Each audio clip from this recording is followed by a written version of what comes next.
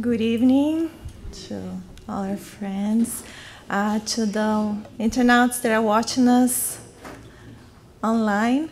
It's always a pleasure to see you all here. We are going to share a study about the Apostle Paul, St. Paul for some. I'm from a city, São Paulo, the state of São Paulo, so it starts there. It's very dear to us. And another word that is fashionable nowadays, mindfulness. So let's start with mindfulness. What does it mean?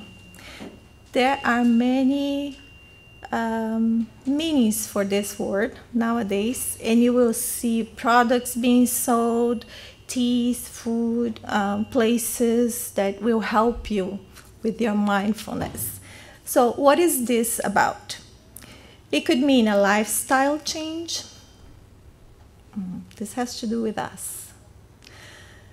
We learn here about our changes, our choices. What do we have to do to change our lives? Going into ourselves, knowing ourselves, adjusting. It has to do with self-awareness. Also, a lot to do with what we learn here. Meditation, stress reduction technique, equanimity, stop and smell the roses attitude, mind-body connection, or a way to be more productive or more successful. These are all the ways that this word is being used nowadays. But in this study specifically, what are we looking for? Being mindful, being aware of ourselves, self-awareness, learning to search inside ourselves, to learn about ourselves, know thyself. Isn't it something that we study here, that we learn here, that the doctrine brings to us? What is all this thing about inner reform? It's knowing what we are, knowing who we are, what inside of us need changes, what inside of us need harmony, what inside of us need balance, right? And answer questions that we have about where we come from, where are we going to, why are we here, what are we really doing here? All these are coming through this study, when we are doing this study. But when we study Paul, the story of this apostle, he was known as the apostle of the Gentiles, the people that were not Jewish at his time.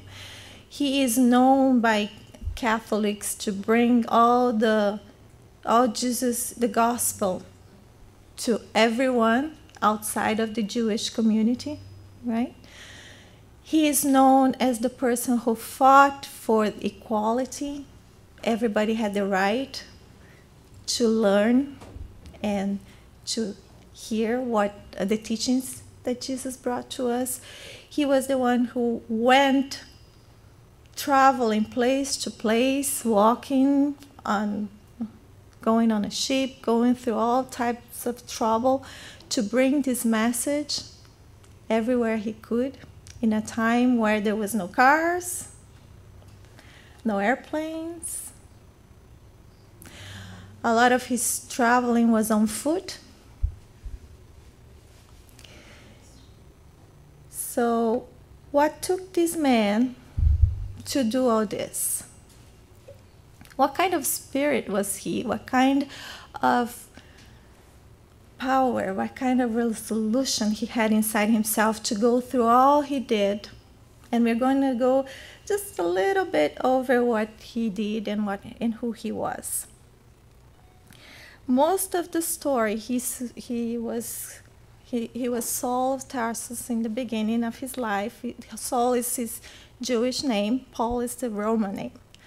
Most of the history about him that we know historically comes from the letters that he wrote, the epistles that he wrote, and the book of Acts of the Apostles, which is the 5th book of the New Testament.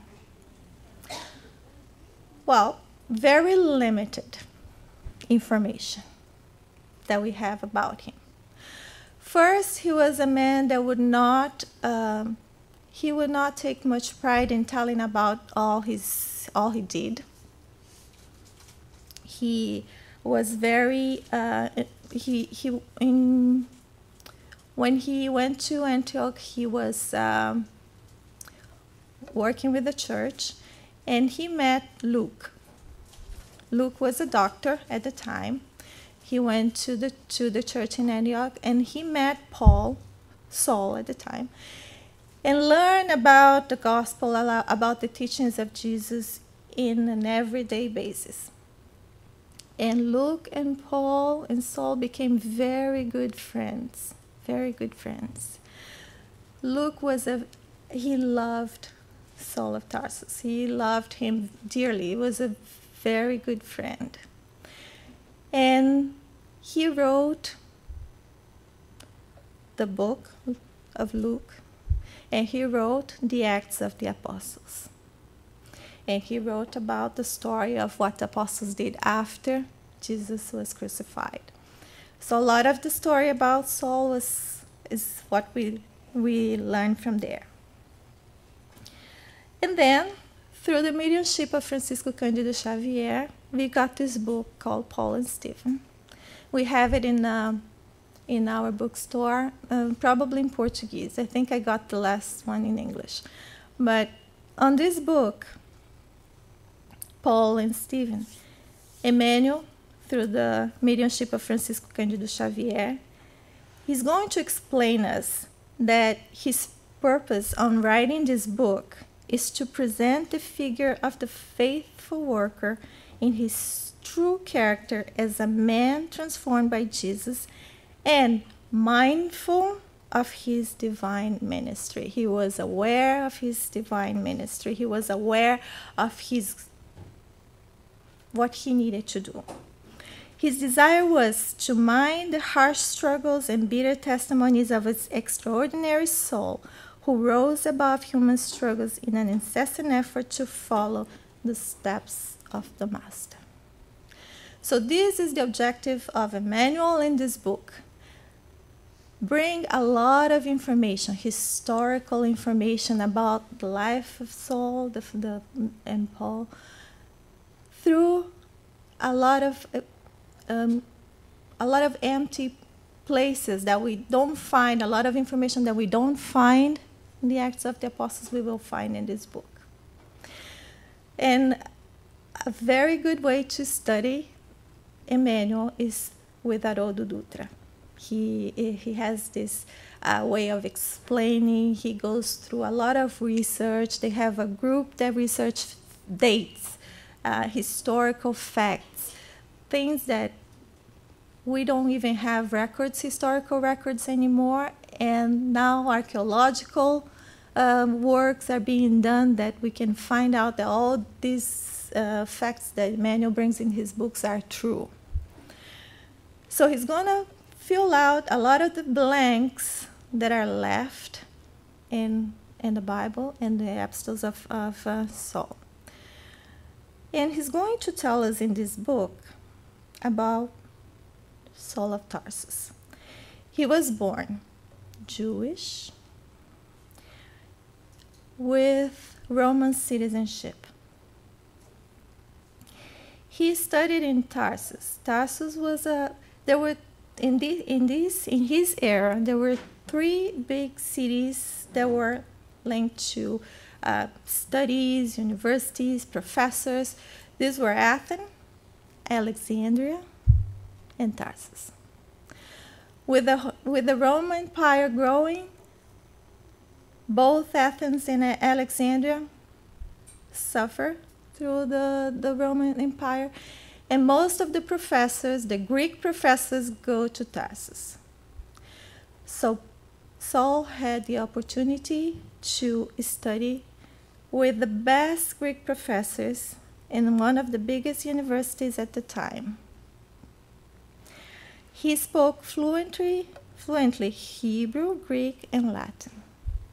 Okay. For us to have an idea about this, Haroldo Dutra tells us it's hard to understand how big this is. But nowadays, if he was coming here nowadays, he would be this young man in his 30s, handsome, strong, wearing an Armani suit, driving a Ferrari, speaking English. I would say Chinese nowadays. And something about Hindi or so. So he would be able to talk to the Western world in English with 1.5 billion of Chinese and 1 and some billion of Indians.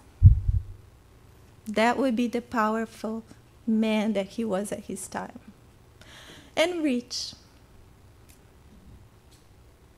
His parents were already in a good financial situation that would help him, send him money, and he was also growing into as a Pharisee, as a member of the Sanhedrin.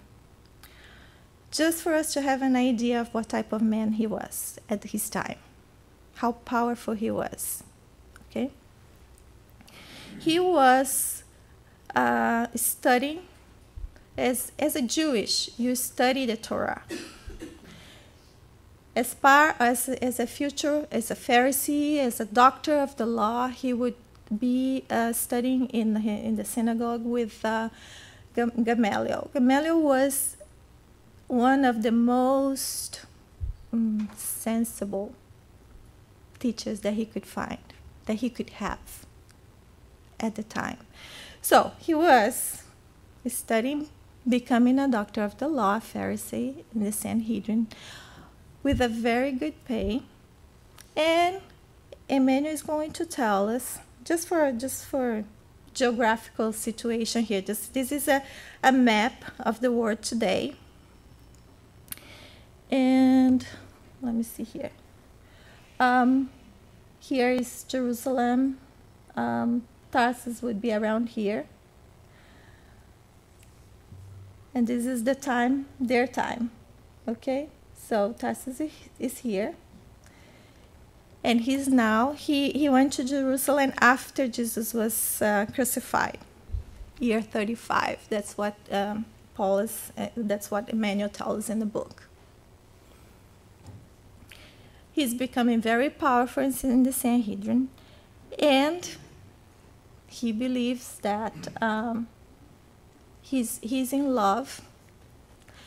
Of course, we always need to have a woman, a nice woman in every man's life, in every great man's life. He was in love with Abigail, who was the sweetest woman that he could find, with Jewish family. She was born in a Greek island in Corinth. So he spoke Greek with her. She was a Jewish who follows the Torah, the law of Moses. Everything that he wanted in a woman. Now, he goes through some experiences that he finds he in his mind he finds out that the Church of the Way in Jerusalem was directed by Simon Peter and James. He goes there, he finds that people are being healed. Teachings of the gospel of Jesus are being done there every night, every meeting. So he decides that that is against everything that he believed, against the law. So he starts persecuting all the followers of Jesus. This persecution gets to a point where he kills people. They were losing everything that they owned, their properties, their lives. They were fleeing from Jerusalem, running away from Jerusalem. And he ends up stoning or ordering the stoning of Stephen, who was the first martyr of the Christian world. But he finds out that Stephen is Abigail's brother on the day of the stone. And he decides that he cannot get married to her anymore. He breaks up the engagement. She goes back home, brokenhearted, gets sick, and she passes away. Before she passes away, at the end of the final days, Paul goes back there and he wants to make peace with her, get back to her. But there's no more time. She's already in her last moments. And he finds out that she became a follower of Jesus' teachings. Okay. In all this search for the law, in all his studies, he never found his true peace, his inner peace. The moment he got through these hardships, the moment that life started happening to him, his religion was not, everything that he studied, everything that he knew was not able to give him base or give him peace to go through that. So he decided that this Jesus was persecuting him, was the cause of everything bad that happened to him. So he decided to go after the one who brought Jesus' teachings to Abigail, who was Ananias that was in Damascus. So he decides to go after him. And this is the road to Damascus today, the Google map. By car today, 5 hours. He went on a camel. You look all this here, it's dry today. It was dry then. It was a desert. Through this journey, when he was getting close to Damascus, he starts remembering everything that he went through his life. His losses, his problems, his pain.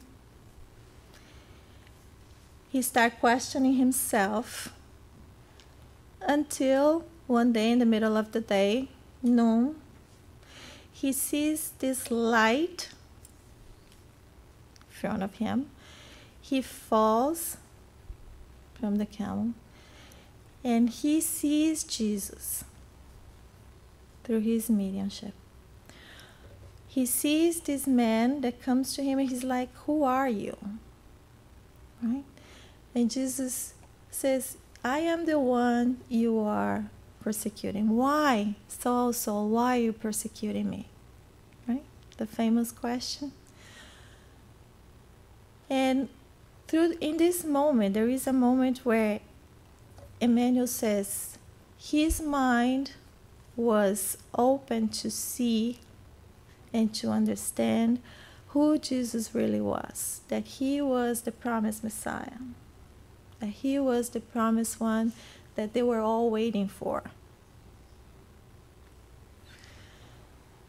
And more than that, he felt the love that Jesus had for him. There was no judgment. There was no bitterness. There was no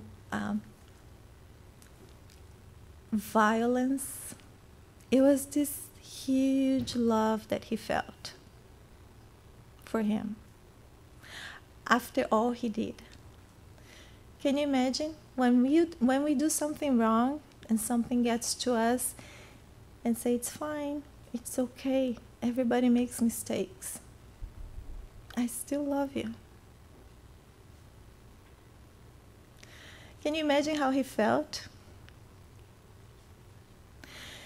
If it was me, I would probably be diving myself in the sand and it would be still there today.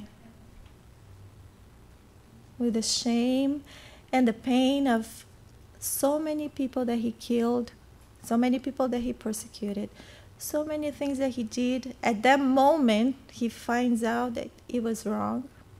He feels in his heart that it was wrong. And all he found was love for him. All he found was understanding. All he found was start over. It's okay. So instead of being paralyzed in a guilty moment, those moments that we stop and we say, okay, it's all my fault. I'm nothing. I'm worse than, right? And we stop and we get paralyzed. No, he didn't do that. Right? He chose what we call responsibility. This is what we are trying every day here to learn, to grasp this idea that get us moving, get us changing.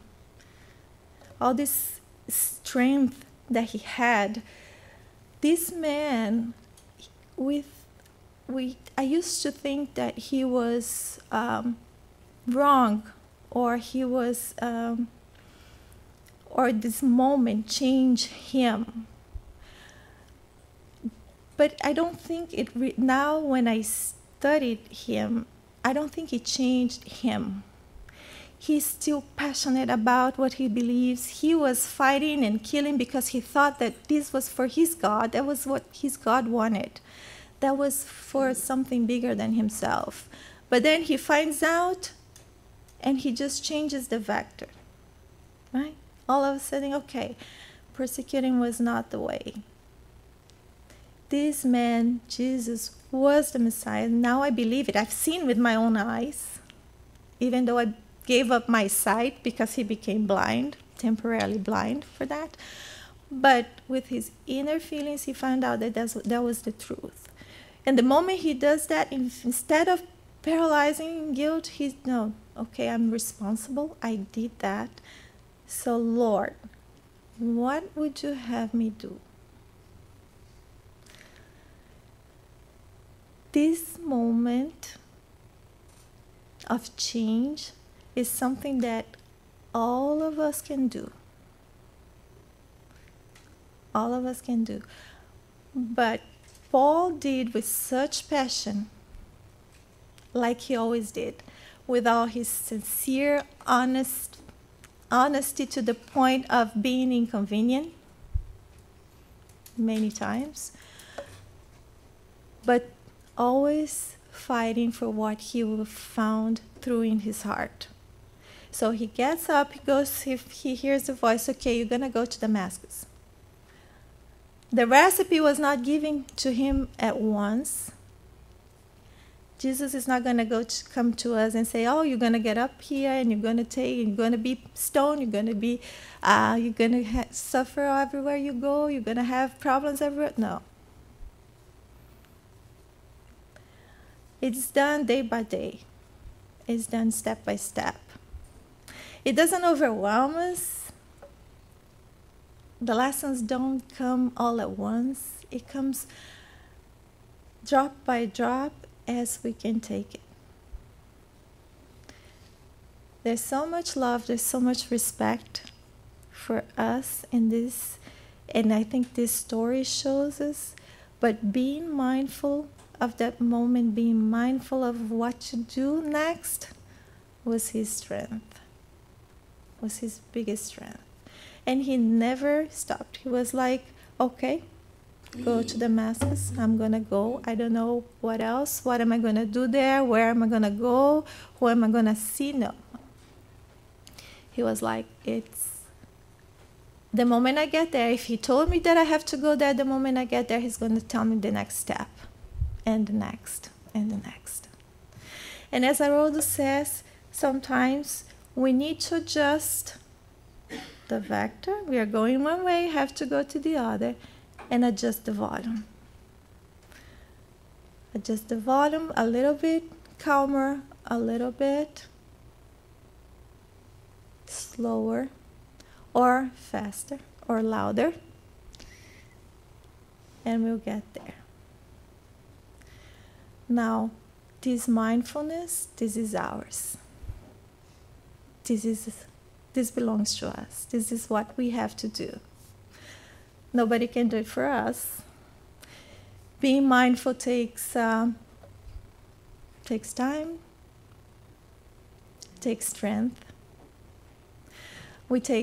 I think we spent too many lives already paralyzed in our own guilt.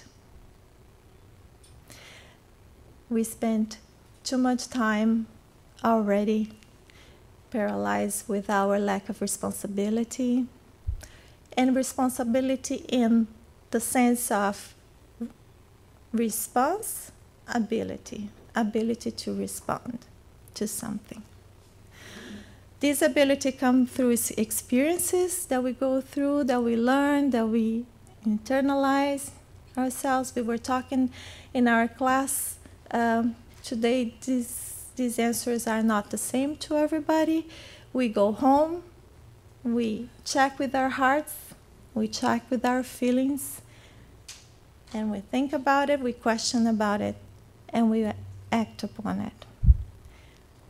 If it's good, you're gonna feel right down there. And it doesn't matter if the body suffers, it doesn't matter if the physical world suffers, but controlling, having it under control is our task, nobody else's. Nobody else can do it for us. So there is an ending on this, and after this is just the beginning. After this, he's gonna go through his history of changing through time, through all this life that he had. It's like having two, like we were talking when we came from Brazil, it's like having two lives in one. Yeah, he had many lives in one, many changes, many opportunities too. And this is just for us to start on his life, just to start the study on his doing, on his work.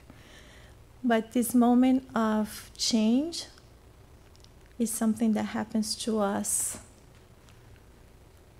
every day if we are mindful about it. And at the end,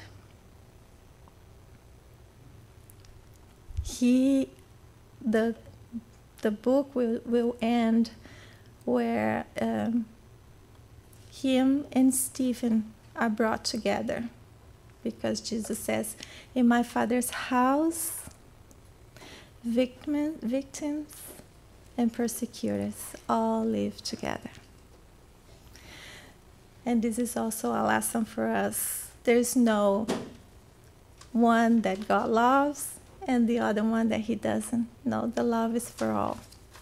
No matter what we do, no matter what choices we go, or no matter what life we choose, the love is for all. And one thing that is fatal, I guess, it's in our DNA, spiritual DNA, we are all going to be good. This is our end. We are all going to be angels. And I promised Mauro that we're going to leave before midnight tonight. Any questions, comments, experiences? And again, this is just the start. This is just the start of the study. And we're gonna, if you start studying these lives of these apostles, each one of them bring one side of us. You know, Paul brings this fighting, this passion about what he believes in. John brings all his loving care. Peter brings all his aggressive. And then all the changes that they go through, it's fascinating, and it's always, always a piece of us in there.